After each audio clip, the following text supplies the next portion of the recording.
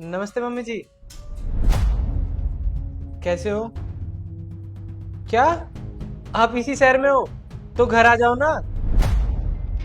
ठीक है मम्मी जी, आप जल्दी से आ जाइए। मैं ज्योति को बोल के आपके लिए अच्छा सा खाना बनवा देता हूँ। अच्छा, तो आप नीचे आ गई है, तो जल्दी से ऊपर आ जाइए। ठीक है।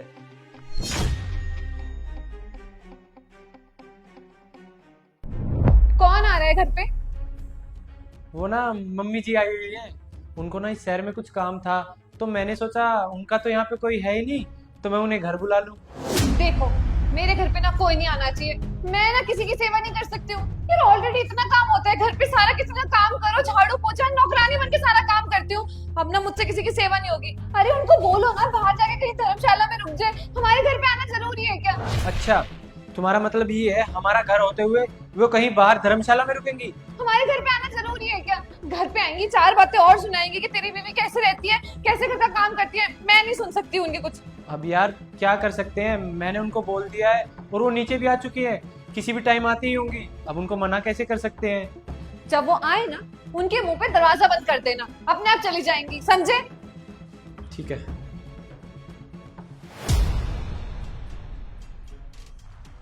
धमाल जी,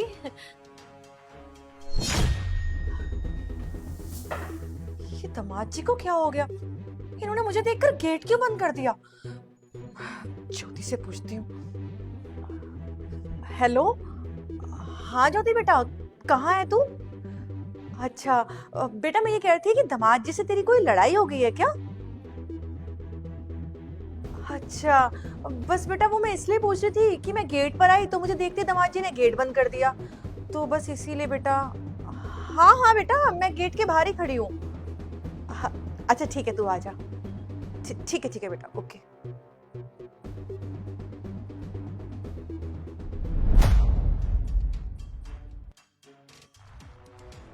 माँ कैसे हो? मैं तो ठीक हूँ बेटा, दामाद जी से कुछ बात हो गई? चलो ना अंदर बैठ के बात करते हैं। चल बेटा।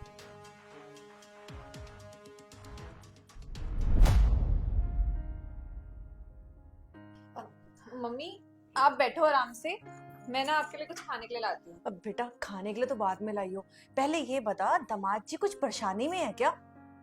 क्यों, आप ऐसे क्यों पूछ रहे हो? बेटा जब मैं आई तो बाहर दामाद जी ने मेरे ऊपर गेट देके मारा। वैसे वो ऐसे तो नहीं है, बहुत अच्छे इंसान है, इसीलिए पूछ रही हूँ बेटा कि तुम दोनों में कोई लड़ाई, कोई झगड़ा, कोई परेशानी है तो बताना मुझे, मैं तेरी माँ हूँ। नहीं मम्मी, ऐसी कोई बात तो नहीं है। शायद वो अपने ऑफिस के काम से परेशान होंगे, इस अच्छा, वजह से। आप बाकी आप ऑफिस। फिक्र मत करो, सब कुछ सही चल रहा है हमारे बीच। आप बैठो, मैं आपके लिए चाय बनाती हूँ। ठीक है बेटा, दामाद जी का ध्यान रखा कर। ठीक है। राहुल, ये क्या किया तुमने? मैंने क्या किया? मैंने क्या किया? इतने भोले बनने की जरूरत नहीं है। तुमने मेरी मम्मी के मुंह पे दरवाजा कैसे मारा? अरे तुम्हारा दिमाग तो खराब नहीं हो गया? वो कितनी बड़ी है तुम्हारे से उम्र में, तुम्हें कोई उम्र का लिहाज है या नहीं है? रिस्पेक्ट करने नहीं आती क्या बड़ों की? ज्योति, मैंने कुछ गलत नहीं किया। तुमने ही मुझे बोला था कि उनके मुंह पे दरवाजा मार दो। अरे मैंने तो उनके मुंह पे दरवाजा ही मारा है। अरे तुमने तो ये तक बोला था कि वो किसी धर्मशाला में रुक जाएगी, उनकी बेइज्जती कर दो, यहाँ से निकाल दो। अगर ये सब करता तो सोचो तुम्हारी माँ की कितनी इंसल्ट होती। शुक्र करो मैंने उनके मुंह पे दरवाजा ही मारा है और कुछ नहीं बोला उनको। अरे वो मैंने तुम्हारी माँ के लिए बोला था ना कि अपनी माँ के लिए। वाह ज्योति, बहुत अच्छी सोच है तुम्हारी। अगर मेरी माँ घर पे आएगी तो मैं उसके मुंह पे दरवाजा मार दूं, और तुम्हारी माँ घर पे आएगी तो मैं उनका अच्छे से वेलकम करूं। अरे कैसी सोच हो गई है तुम्हारी।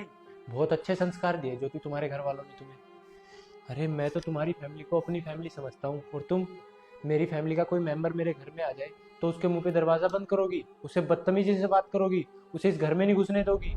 तुम्हारी माँ को मैं अपनी माँ मानता हूँ और तुम्हारी फैमिली को अपनी फैमिली। तुम्हारी तरह सोच नहीं गिर गई है मेरी कि तुम्हारी फैमिली मेरी फैमिली। मैं इन सब चीज़ों में भेदभाव नहीं करता। जैसे मेरे लिए मेरे माँ बाप हैं वैसे ही मेरे लिए तुम्हारे माँ बाप हैं। ज्योति मेरी बात ध्यान से सुनो। अगर मैं भी तुम्हारी तरह सोचूं, तुम्हारी माँ को यहाँ से धक्के मार के बाहर निकाल दूं, तो तुझमें और मेरे में क्या फ़र्क रह जाएगा। बड़ों की इज्जत करना सीखो, क्योंकि वही होते हैं जो हमें अच्छा रास्ता दिखाते हैं, हमारे अच्छे बुरे वक्त में हमारे साथ खड़े रहते हैं। और मैंने ये सब बस इसलिए किया कि तुम्हें तुम्हारी गलती का एहसास हो जाए, ना कि तुम्हें कोई ठेस पहुंचाने का मेरा इरादा था। अगर तुम्हें लगता है कि मेरी गलती है तो मुझे माफ़ कर दो। राहुल, प्लीज मुझे माफ कर दो, मुझसे गलती हो गई। मैंने हमेशा से अपने परिवार को ही अपना माना और तुम्हारे परिवार को पराया।